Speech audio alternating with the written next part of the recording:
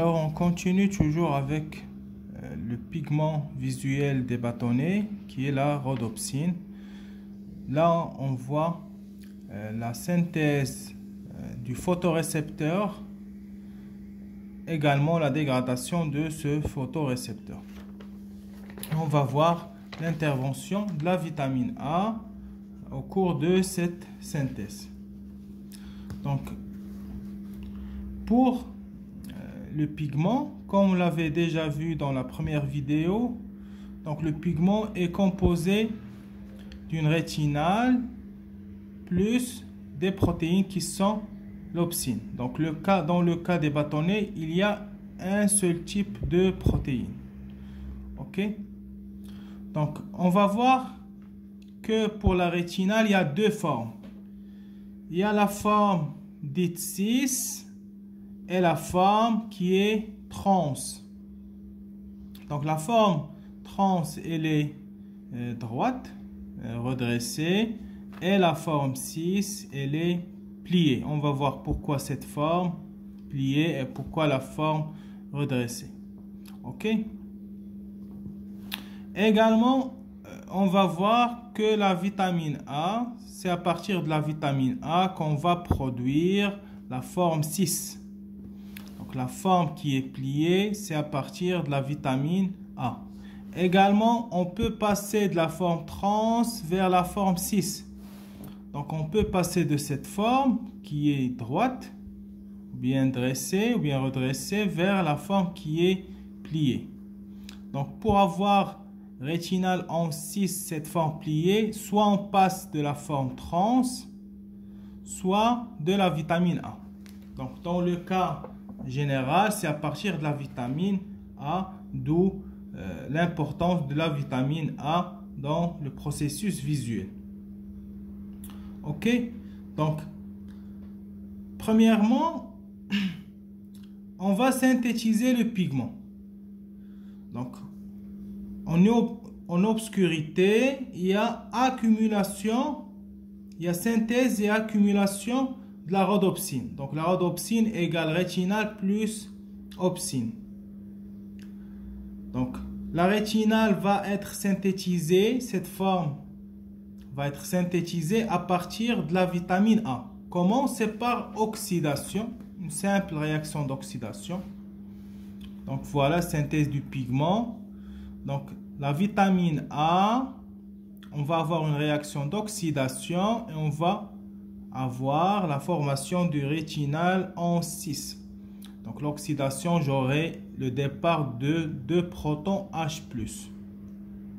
Ok, ça c'est la première étape. Elle se fait pendant l'obscurité. Ok, ça c'est 1.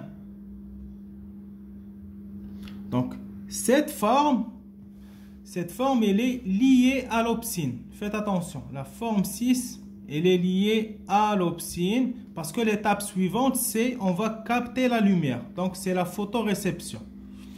Ok? Donc, cette forme, c'est pendant l'obscurité pour capter la lumière, le photon. Minimum un seul photon. Donc, les bâtonnets, ils sont activés minimum un seul photon. Juste un petit rappel. Donc les bâtonnets sont très sensibles. Donc voilà le petit rappel. On a déjà vu ça, les vidéos précédentes. Donc ils sont très sensibles, même pour un photon. Donc c'est adapté à la vision nocturne et périphérique. Il y a un seul pigment. Pourquoi il y a un seul type de pigment? Donc il y a un seul rhodopsine parce qu'il y a un seul type d'opsine. Parce que les différences pour les cônes, il y a 3 types de pigments parce qu'il y a des types d'opsine. Ok? Voilà. Donc, une fois rétinal lié à l'opsine, l'étape suivante, on va capter la lumière. Et bien sûr, on va capter la lumière et on va avoir une décoloration du pigment. Parce que le pigment ici, c'est pourpre. Ok? Et décoloration, c'est dû à la séparation de la rétinale de l'opsine. Parce que une fois dans la lumière, donc il y a séparation du complexe rétinal opsine. Et on va voir la formation de la forme trans de la rétinale. Donc on va passer à cette forme de rétinale. Troisième étape, c'est qu'on va régénérer notre forme 6. Donc la forme 6, qui est la forme pliée, elle va être régénérée. Cette fois, ce n'est pas à partir de la vitamine A, mais de la forme trans. Donc comme j'ai dit tout à l'heure, on va passer de la forme trans vers la forme 6. Cette réaction va demander de l'énergie sous forme d'ATP, adénosine triphosphate. OK? Et l'intervention d'enzymes de la transrétinale. Donc des enzymes vont intervenir et c'est une conversion qui est très lente. OK? Cette réaction ou bien cette conversion se fait au niveau de la partie pigmentaire. Je reviens pour montrer encore la partie pigmentaire de la rétine. Donc voilà la partie pigmentaire, comme on l'avait déjà vu lors de la première et la deuxième vidéo. Donc la conversion de la trans vers la forme 6, c'est au niveau de cette partie pigmentaire. Voilà. Donc pour les cônes, la dégradation et la régénération des pigments visuels des photorécepteurs essentiellement se déroulent de la même façon que pour la rhodopsine. Donc c'est la même chose. La différence, c'est que les bâtonnets sont très sensibles.